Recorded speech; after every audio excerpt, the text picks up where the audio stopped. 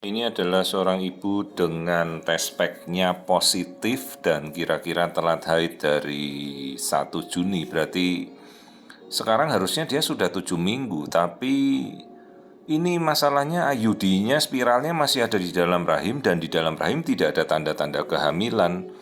Sementara dia mengeluarkan darah flek, darah segar. Ini kita lihat posisi rahim bagus, spiral juga tidak bergeser, masih ada di dalam rahim ya, di rongga tengah. Ya repotnya begitu kalau hamil dengan spiral seperti ini. Spiralnya masih terpasang dengan bagus, kan logikanya hamilnya ada di mana. Maka paling sering hati-hati kalau di dalam kosong ada perdarahan.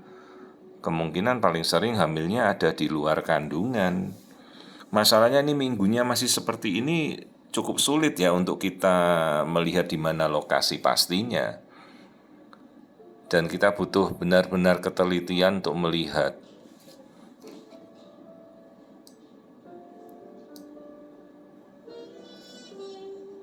Ini posisi spiral tidak bergeser ya. Jadi setelah kita tahu ini, pertama yang kita lakukan adalah spiral harus dicabut. Meskipun hamilnya di luar kandungan, mau di dalam kandungan ya. Kalau ternyata dalam kandungan kan kita berharap spiral ini tidak menggencet si janinnya dan tidak mengganggu kantung hamilnya.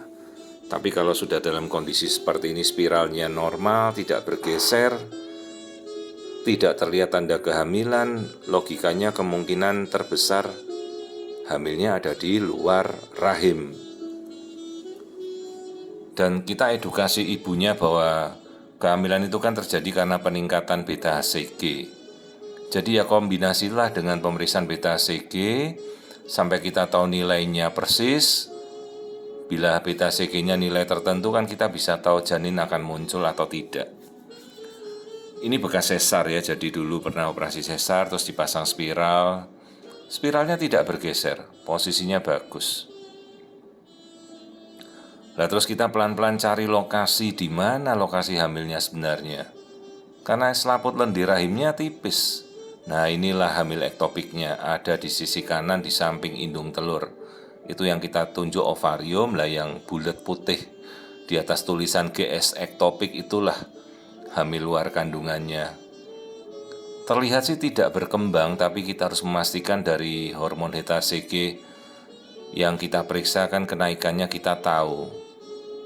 Jadi tidak selalu kehamilan ektopik itu harus dioperasi. Apabila kasus seperti ini, janinnya tidak ada, hamil ektopiknya tidak berkembang, dan tidak ada perdarahan dahsyat ya, cukup kita pantau observasi dan kita edukasi ke ibunya, periksa beta HCG ulang sampai kita tahu benar-benar hasilnya.